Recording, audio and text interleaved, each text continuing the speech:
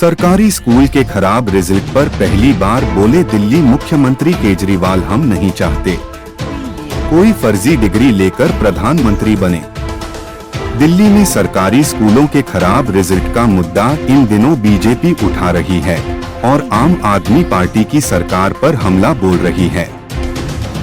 इस कड़ी में दिल्ली बीजेपी के प्रवक्ता हरीश खुराना ट्विटर पर एक वीडियो शेयर करते हुए लिखा कि यह देखिए दिल्ली सरकार के स्कूलों का सच। अरविंद केजरीवाल की शिक्षा क्रांति, किसी बच्चे के 3 नंबर 80 में से, किसी के 5, किसी के 9। हर साल 9वीं में 1 लाख से ऊपर बच्चा फेल होता है और यह कहते हैं शिक्षा में क्रांति ला दी, गजब है।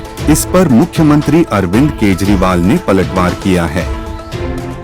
अरविंद केजरीवाल ने ट्वीट किया, अगर कुछ बच्चे पढ़ाई में कमजोर रह गए तो हम एक्स्ट्रा क्लास लगाकर उन्हें पढ़ाएंगे। इन्हीं बच्चों में से कोई भविष्य में देश का प्रधानमंत्री बनेगा। हम नहीं चाहते कि भविष्य में कोई फर्जी डिग्री लेकर पीएम बने। इसके अलावा एक और ट्वीट में उन्होंने लिखा, बच्चों की शिक्षा पर चाहे जितने पैसे खर्चने पड़े हम खर्चेंगे, हम अपने बच्चों को अच्छी से अच्छी शिक्षा देंगे। कल को इन्हीं बच्चों में से कोई देश का पीएम बनेगा। हम नहीं चाहते कि भविष्य में कोई अनपढ़ व्यक्ति देश का पीएम बने। सीएम केजरीवाल ने सरकारी स्कूल की नई इमारत की रखी आधारशिला। इससे पहले पूर्वी दिल्ली के विनोद नगर में सीएम केजरीवाल ने एक सरकारी स्कूल की नई इमारत की आधारशिला रखी। उन्होंने कहा कि ये इमारत किसी भी विदेशी स्कूल और यूनिवर्सिटी की बिल्डिंग जैसी शानदार होगी। मनीष सिसोदिया ने ही इस इमारत का प्लान बनाया था, उनकी ओर से शुरू की गई। इस शिक्षा क्रांति को हम मिशन मोड पर यूं ही जारी रखेंगे। सच्चाई के रास्ते पर चलने वालों की भगवान परीक्षा लेते हैं। मुख्यमंत्री ने आगे कहा, सच्चाई के रास्ते पर चलने वालों की भगवान परीक्षा लेते हैं। सत्यवादी राजा हरिश्चंद्र का राजपाट चला गया। मनीष सिसोदिया की भी कड़ी परीक्षा है और इस स्कूल के बच्चे जैसे अच्छे नंबर लाएंगे वैसे ही मनीष सिसोदिया भी पूरे अंकों से पास होंगे और इस स्कूल का उद्घाटन करेंगे। इस दौरान उन्होंने बीजेपी पर भी निशाना साधा। सीएम केजरीवाल ने कहा कि एक तरफ हम नए नए स्कूल बना रहे हैं, वहीं बीजेपी वाले एनसीडी का स्कूल तोड़कर अपना दफ्तर बना रहे हैं। अगर बीजेपी अपना दफ्तर तोड़कर स्कूल बनाती तो इनका इतिहास में नाम होता। जोरदार तालियों से हम आदरणीय मुख्यमंत्री महोदय का अभिवादन और अभिनंदन करें। और अब मेरा अनुरोध आदरणीय मुख्यमंत्री महोदय से संबोधन के लिए। मंच पे मौजूद हमारे दिल्ली की शिक्षा मंत्री आतिशी जी, मंच पे मौजूद हमारे विधायकगण, दिल्ली के शिक्षा सचिव और आज इस मौके पे आए हुए सभी भाइयों बहनों, माताओं, बुजुर्गों, बच्चों, मैं देख रहा हूं आज इतनी बड़ी संख्या के अंदर माएं और बहनें खासकर आई हैं। इतनी महिलाएं हैं। बच्चों की पढ़ाई की चिंता माँ बाप दोनों को होती है, लेकिन माँ को ज्यादा होती है। 24 घंटे मेरे को याद है, जब मैं भी छोटा था मेरी माँ मेरे पीछे लगी रहती थी, मेरे को पढ़ाया करती थी। पिताजी तो शाम को आते थे, पूछ लेते थे, हाँ भाई ठीक ठाक चल रहा है, हाँ जी ठीक ठाक चल रहा है। लेकिन माँ जो है वो बच्चे का बहुत ख्याल रखती है। तो आज इतनी बड़ी संख्या के अंदर माएं और बहनें आई हुई हैं और मैं समझता हूं कि वो इस मौके में शिरकत करने के लिए आई हैं कि जब उनके बच्चों का स्कूल जो है वो बहुत शानदार बनने जा रहा है। आज उसकी आधारशिला रखी गई है। मैं समझता हूं पढ़ाई का स्तर तो पहले से ही बहुत अच्छा हो गया यहाँ पे। जैसे अभी आतिशी जी बता रही थी कि यहाँ पे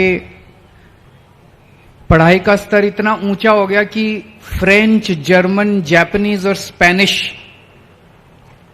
4 विदेशी भाषाएं पढ़ाई जाती हैं।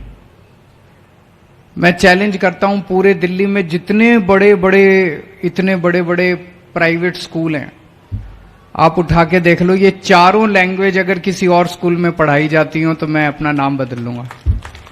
किसी स्कूल में नहीं पढ़ाई जाती, आपके बच्चे के स्कूल में अब सरकारी स्कूल में पढ़ाई जाती है। कितना बड़ा बदलाव आ गया। और अब इसकी बिल्डिंग भी सुधर जाएगी।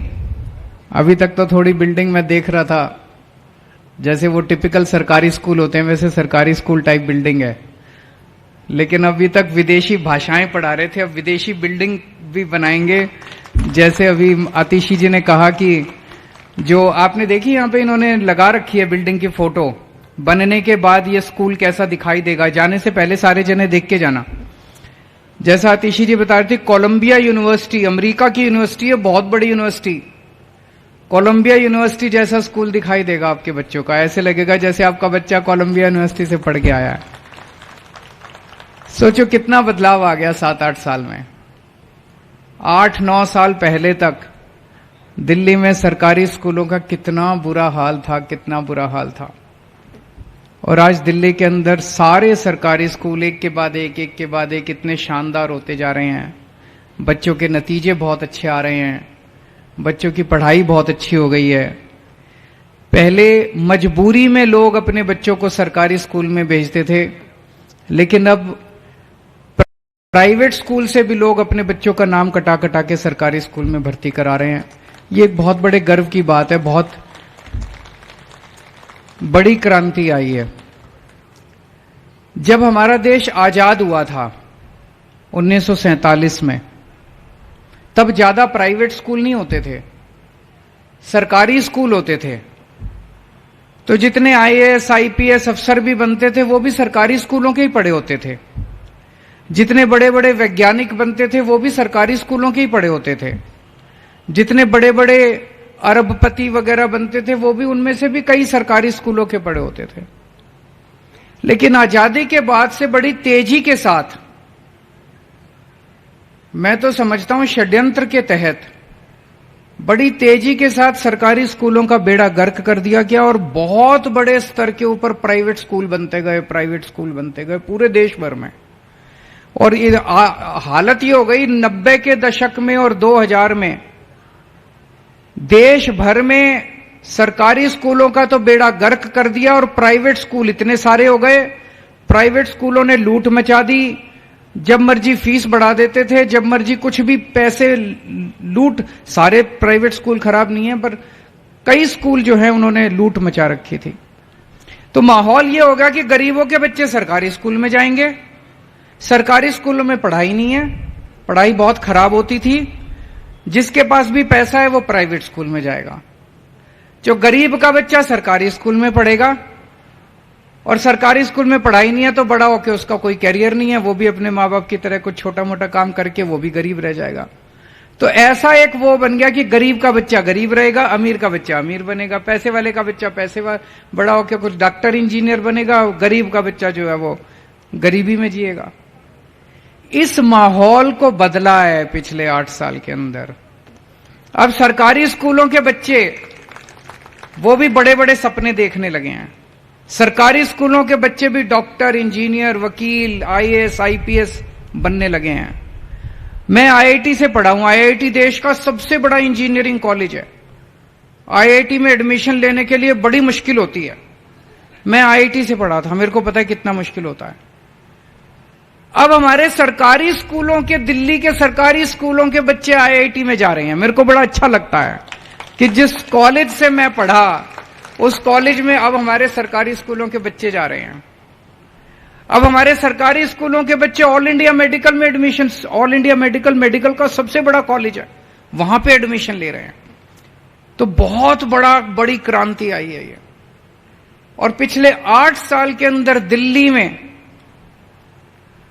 ये जो क्रांति आई है, इस क्रांति के पीछे एक ही शख्स है, मनीष सिसोदिया।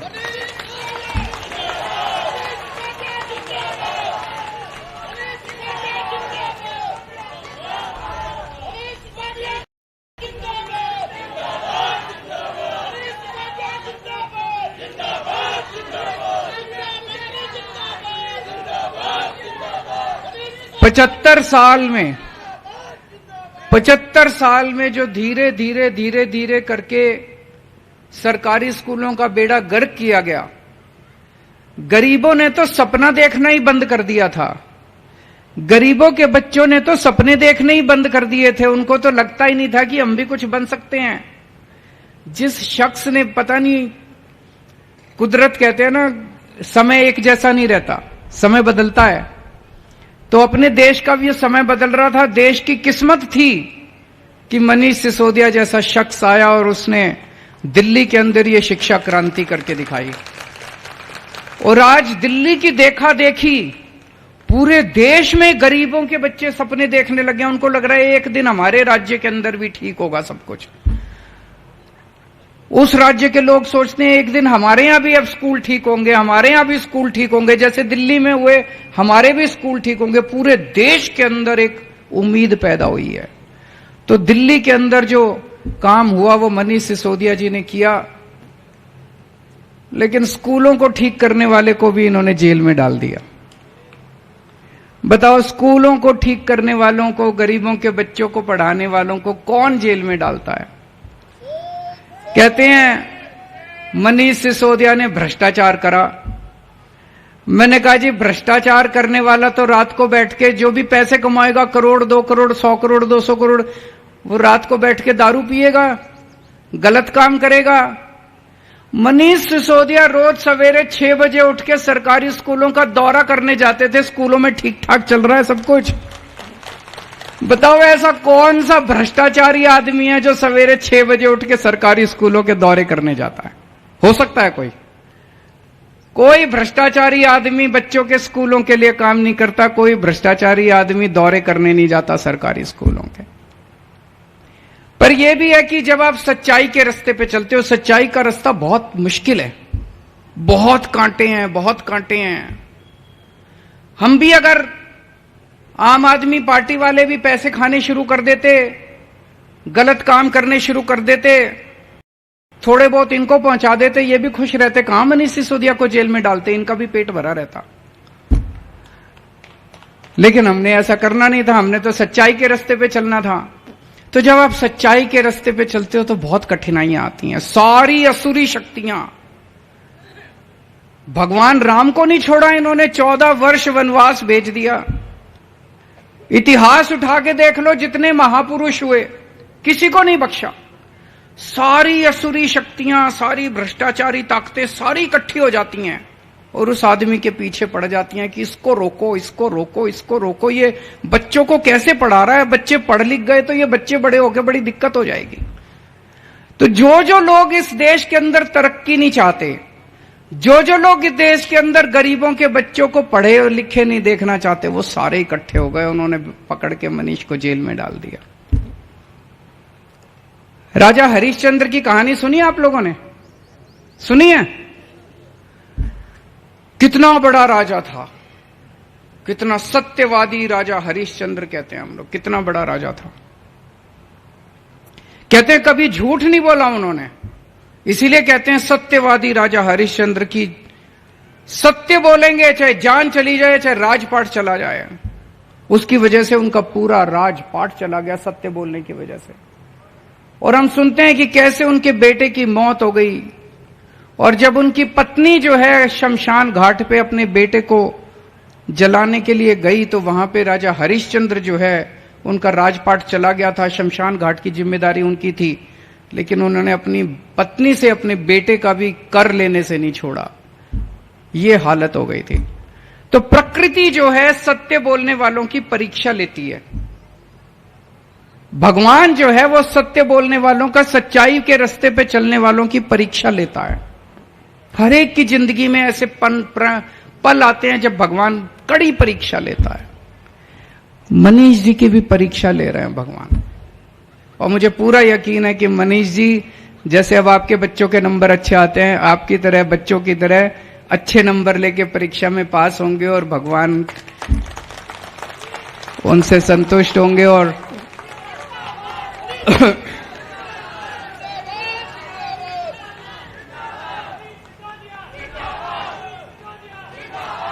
आज यहां का नई बिल्डिंग बनने का फाउंडेशन, आधारशिला तो मैं और अतिशी जी रख रहे हैं। ये स्कूल 1 साल बाद बन के तैयार हो जाएगा फरवरी में। इस स्कूल का उद्घाटन मैं और मनीष सिसोदिया करेंगे।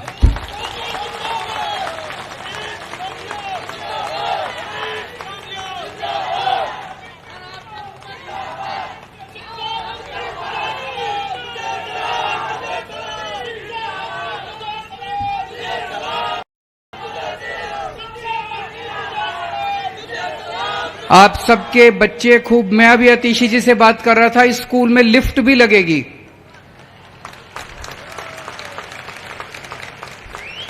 स्विमिंग पूल भी है कि नहीं है? अभी स्विमिंग पूल नहीं है, वो मनीष जी आके बनवाएंगे फिर बगल वाले स्कूल में। इस स्कूल में लिफ्ट लगेगी। किसी स्कूल में प्राइवेट में जाके देख लो, किसी प्राइवेट स्कूल में लिफ्ट नहीं है जी, आपके बच्चों के स्कूल में लिफ्ट लगेगी।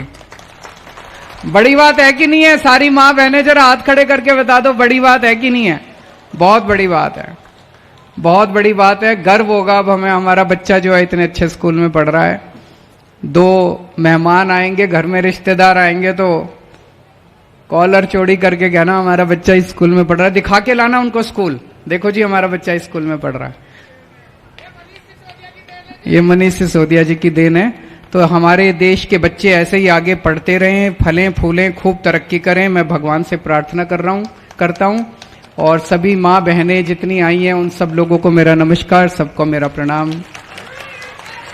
बहुत बहुत धन्यवाद सर। और सर हमेशा यही कहते हैं कि जब भारत माँ का हर बच्चा अच्छी शिक्षा पाएगा